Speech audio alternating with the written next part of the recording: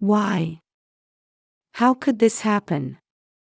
For days after my beloved daughter left for her honeymoon, I was suddenly informed that she had died in an accident. Just when she had found a good person and was about to start a happy life. During the funeral, her husband was also crying, saying he couldn't regret it enough. However, I felt something odd about one of his statements. Something was off. Could it be murder? With an uneasy feeling in my chest, I began investigating the incident that took my daughter's life, not knowing that the truth would plunge me into despair. I had raised my daughter Taylor alone since losing my husband to an accident when I was young. She was my pride and joy, honest, straightforward, and devoted to her parents. Since I had been a single parent and caused her some hardships, I was truly delighted when she introduced me to a man. Her marriage partner, Harry, seemed like a serious person. His parents had already passed away, and he had no siblings, claiming to be completely alone in the world.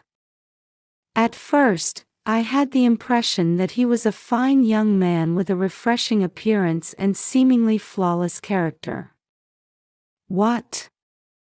You're not having a wedding ceremony? My daughter looked very displeased when she told me this.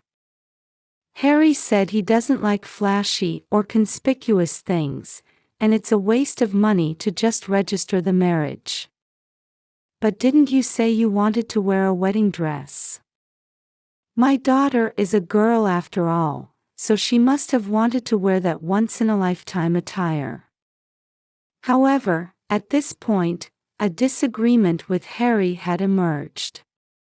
He says he wants to splurge on the honeymoon with the money we save. He really wants to go on an overseas trip. I see. Indeed, if they wanted to have a decent-sized wedding ceremony and enjoy an overseas trip, it would be quite expensive. However, I thought it was inappropriate not to listen to any of my daughter's wishes. They could have a domestic trip, or if they insisted on going abroad, they could look for cheaper options. Surely Harry could compromise somewhere. I felt uneasy, thinking that Taylor was being taken lightly, but I didn't want their relationship to sour at this point. So, I decided to invite them both to my home. Hey, is it okay if I try to persuade Harry? After getting my daughter's permission, I arranged to speak directly with Harry. Harry, I want you to listen to this as my selfish desire to see my daughter in her wedding attire. Couldn't you at least have a wedding ceremony just for the photos? But I really want to make the honeymoon special, you know. For him, who has no parents, it might not sit well to have me taking Taylor's side as a parent figure. However, it's said that dissatisfaction with marriage and childbirth can last a lifetime. Besides, it shouldn't be wrong to bring in a little parental desire to fulfill my daughter's wish. I spoke as carefully and amicably as possible, trying not to offend him. We'll include Taylor's favorite activity, diving, in the plan. But it's quite popular, so it's quite expensive. Is that so? That sounds fun. In that case, I'll pay for all the wedding photo costs. Consider it a wedding gift. How's that? Really? That's great. Thank you so much. I'm happy that I'll get to see Taylor looking beautiful too. The moment I said I'd cover the costs, his expression brightened, and I couldn't help but give a wry smile. Is he unexpectedly stingy? Although I felt a bit uneasy about the future, At least this way, we could have a photo wedding. My daughter got to wear about 3 dresses she liked. Once we started, Harry seemed to get into it too, not complaining about changing outfits or moving to different locations. In the end, it seemed to become a good memory for both of them, so I was glad I had persuaded them. The day after taking lots of great photos and having a small dinner party, my daughter and her husband left for their honeymoon in Australia. I'll bring back lots of souvenirs. That was the last time I heard my daughter's voice. What? What did you say? I suddenly received a call from someone claiming to be the local police, telling me that my daughter had died. This happened just 4 days after Taylor and Harry had left. They said my daughter had drowned while diving. Apparently, the day before they were to go into the sea, my daughter had sprained her ankle while sightseeing in another location. Despite this, she insisted on going into the water because she had been looking forward to it so much. The person on the phone seemed to have changed from the police to Harry at some point, but honestly, I don't remember much about that moment. When I came to my senses, only Harry had returned, my daughter's remains had been brought to the funeral home, and I was holding Taylor's memorial portrait. And I was receiving condolences from the funeral attendees. It was then that I felt like I could finally face what was happening in front of me. Perhaps because I was like this, or maybe because he was feeling the same way, Harry hardly spoke to me until the funeral. Thank you all for attending my wife's funeral today. Harry was addressing the microphone, but his voice was flat, almost mechanical. However, as he began to describe the circumstances of my daughter's death, Harry's voice started to tremble. Finally, he began to sob, his words becoming fragmented.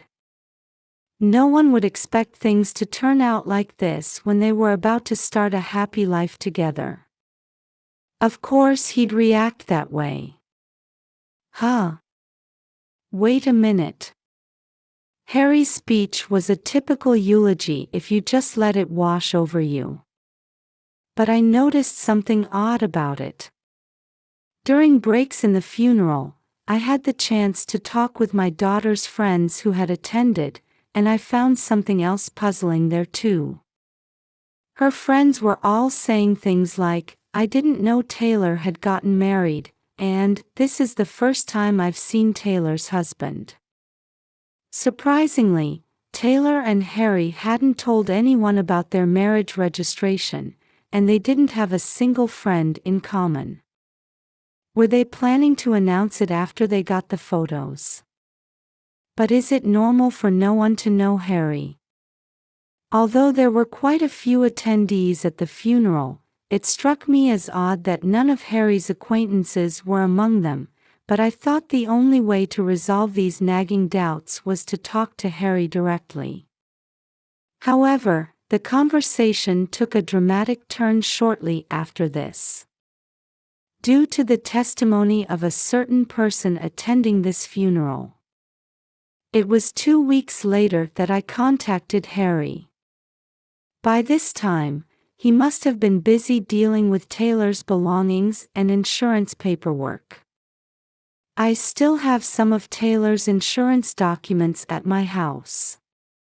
I'm sorry to trouble you, but could you come pick them up? When I said this, Harry came right over.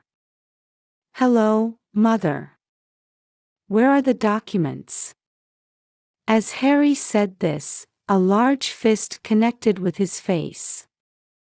Harry's body seemed to float in the air for a moment before being slammed to the floor with the same momentum.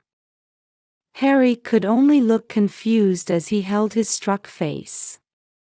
No wonder, my niece and Harry's brother Anthony had been waiting in the guest room. I've finally found you, you stupid little brother. How dare you deceive my aunt and cousin? So this is what it was.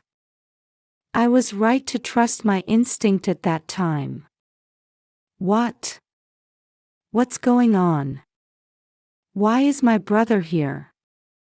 During the funeral, I had sensed something odd about Harry's eulogy. Now, the source of that oddity became clear. That day, Harry had tearfully told the attendees, "My wife attempted to climb Ayers Rock the day before diving. He said she had lost her footing and sprained her ankle, which is why she couldn't swim well and drowned." But that story doesn't make sense. Why are you bringing this up now? More importantly, why is my brother here? You lied to me. My daughter would never climb Ayers Rock. I glared at Harry, who still couldn't get up from the floor. My daughter hates heights. Ever since she slipped and fell off a cliff during a mountain climb long ago, suffering a major injury. Taylor was a girl who hesitated even to step out onto the balcony of our second-floor home. She was so terrified of falling from high places. There's no way such a Taylor would willingly climb an unstable rock mountain. Taylor listened to my selfish request. I begged her, saying that climbing would soon be prohibited, and I really wanted to go before that happened. She agreed, but because of that, Harry's voice trailed off. His face seemed to suggest he felt responsible, but I wasn't about to be fooled by such an act. Even if that were true, a normal husband would have stopped her from diving if she had sprained her ankle. Besides, Taylor had diving as a hobby, so she would have understood the dangers of diving when in poor condition. She wasn't foolish enough to take such a risk just because she was looking forward to it. Besides, I don't trust you anymore. You, whose background I don't even know. No, that's... As Harry mumbled, still sprawled on the floor, Anthony grabbed him by the neck and forced him into a formal sitting position. Probably due to the earlier punch to the face, Harry was shaking and crying. Anthony was a tall, strong man. He's apparently a martial arts instructor, so it's no wonder Harry would want to cry if such a person angrily punched him. But I felt no sympathy for Harry. You still haven't learned your lesson and you're still doing this kind of thing. Since when did you start going by the name Harry? Your name is Daniel, isn't it? Oh, so that's your real name. Who exactly are you? Why did you use a false name to deceive me and my daughter? Explain it yourself. Daniel, formerly known as Harry, averted his eyes from me and refused to answer. Everything about his identity had been a lie. His occupation, his claim of having no relatives, it was all made up. In reality, his parents are still alive, and he even has 2 older brothers. If you won't say it, shall I? I already know everything you've been doing. You've been repeating marriage fraud all over the country, haven't you? I heard you were even in prison once. According to Anthony, after Daniel had finished his prison term and was released, he had been living quietly at home for a while under the watchful eye of his parents and siblings. However, one day when the family members took their eyes off him for a moment, he suddenly disappeared. You really never know. To think such a terrible person was living so close by without me noticing anything. But thanks to my niece, we were able to find out. It was my niece's testimony that she thought she saw this person in a photo her senior showed her that led to the discovery of his true identity. My niece had gone to a university away from her hometown and found a job in that area after graduation. Your brother was a senior member of the club I was in. I thought I'd seen you somewhere before, and it was in a family photo that my senior had shown me once. When Harry heard this, he was speechless with his eyes wide open. He must never have imagined that my relative and his relative would be connected in such a place. I thought it might be a coincidence because the names were completely different, but I never imagined he'd be such a dangerous person. I truly don't know how to apologize enough. Anthony bowed his head to us, seemingly apologetic from the bottom of his heart. This guy has been cheating people out of money and putting them down since he was a kid. I thought he might have reflected a bit after going to prison, but to think he would do such a thing to someone's daughter. Wait. Taylor's death was an accident. I didn't do anything. Harry suddenly interjected, seemingly panicked. What? You're speaking as if my daughter was killed by someone. When I pointed this out, he made an expression that seemed to say, "Oh no." Perhaps the shock of being hit made it easier for him to slip up. Of course, I had it properly investigated. My niece and I had spoken with the local police and tour guides. There, we uncovered the truth about what happened to my daughter. My daughter had not injured her foot at all, and the cause of her drowning was an equipment malfunction that led to an air leak in the tank. Apparently, after the instructor's inspection, the valve had loosened for some reason, causing air to leak out and resulting in oxygen deprivation. The facility's cameras clearly captured the moment you touched my daughter's tank just before she dived. Cameras? I never heard anything about. And you know, with special reagents, fingerprints can be collected even after being submerged in seawater. When I emphasized that we had secured the evidence, Harry started crying again. I had trouble with a woman at work and lost trust in women. He suddenly started talking about himself. Did he think this would change how I see him? But I didn't intend to harm Taylor. I just thought about getting some compensation or sickness benefits if she got a little injured. So you were trying to skim off some money. You really are scum from birth. Anthony sighed and added, and stop that disgusting fake crying. Besides, you're the one who caused the trouble, aren't you?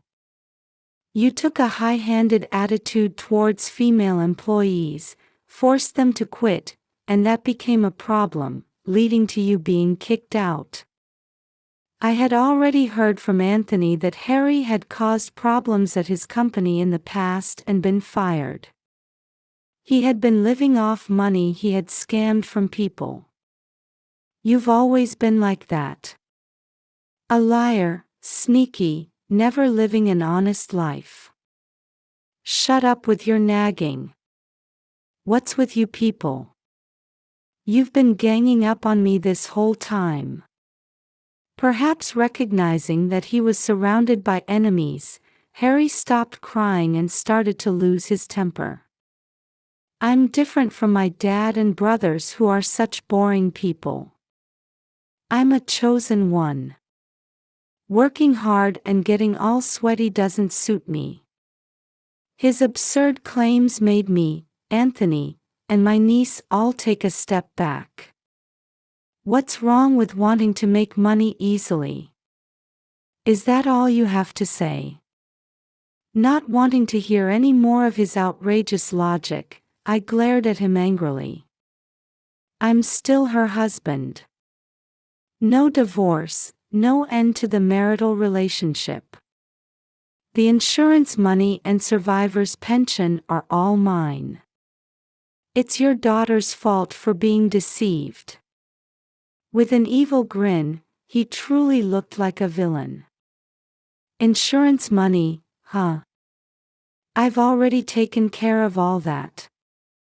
Taylor didn't change any of her life insurance details from before the marriage. Also, since you don't have any children, you're not eligible for the survivor's pension. When I calmly informed him of this, he was at a loss for words again. Oh, didn't I mention? I work for an insurance company. Taylor came to consult with me about reviewing her insurance before going on the trip. After going through the process of changing the insurance beneficiary and reviewing the coverage, I told them I would take care of the rest and sent the two off on their trip. Then, just as I was about to process everything, I received a call from the local police, and it was still untouched. Were you in such a hurry for money? But if you were after the insurance money, shouldn't you have checked who the beneficiary was before taking action? I didn't want to know what was going through the mind of the person who took my daughter's life, but even from an outsider's perspective, it seemed like an incredibly shallow and sloppy approach. The insurance money has been properly deposited into my account. Damn it. It's your fault for not processing it quickly. Give me the money. It's mine. As Harry lunged at me saying this, Anthony restrained him. However, at this moment, my heart reached its limit. My body moved on its own, and I grabbed a bag containing my bank book, credit cards, and other items, then forcefully slammed it into Harry's face. Ouch! Of course it hurts when another impact is added to an already beaten face. But my daughter's pain and suffering were nothing like this. If you want it so badly, I'll give it to you. I said this with surprising calmness. I couldn't confirm it myself, but I think my expression must have been like a no mask. I don't need the insurance money or anything else. So give it back. I slowly approached Harry, speaking each word deliberately.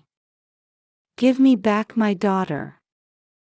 I could hear Harry quietly swallowing hard. I've recorded all your confessions, and I've called the police. You're going back behind bars. You, damn it. This pisses me off. Remember this. I won't let this slide. When I get out, I'll do it again. I'll send you to the same place as your daughter. Anthony firmly held on to Harry, who was screaming and yelling. That's scary. But you should remember this too. It seems like this is the first time you've taken someone's life, but this time it'll be national news. Your actions will become known to all your past victims and their families. Outside the house, I could already see the flashing lights of police cars. I will never forget you. I'll always remember. And all the people you've deceived, driven to despair, and made suffer are all glaring at you. Huh? What's that supposed to mean? For me, it's enough if you receive legal punishment. But even if that's enough for me, what about others? Do you have any idea how many people hold grudges against you? Even after saying this much, it didn't seem to sink in for him. Not everyone seeks revenge through proper methods, you know. Whatever punishment anyone gives you, you'd better accept it without complaint. My niece showed the arriving police officers into the house. Your name, face, crimes, and punishment will all be made public. I wonder who will be waiting for you on the day of your release, and what they'll have prepared. I could see the blood drain from Harry's face as he looked at me. It seems he finally understood what I was saying. Perhaps he was counting his sins. Anthony held on to Harry's arm until the very end. And Harry showed no signs of trying to escape, allowing himself to be dragged away by the police. Maybe he had lost the will to resist due to fear of what would happen to him from now on. Thus, Harry, or rather Daniel, was arrested, and his face and real name were made public in national news, bringing his misdeeds to light. With one crime piled upon another, it seems he won't be able to come out from behind bars for at least 10 years. Even if he could get out, what awaits him is a massive amount of damage claims and a lonely life. It seems his habit of trying to manipulate people with tears and lies hasn't improved even in prison, and he's spending his days without being trusted by anyone. To this day, my daughter's friends still visit my house regularly. Through these connections, I've made new friends too, and thanks to their presence, I'm inspired to live strongly for my daughter's sake as well.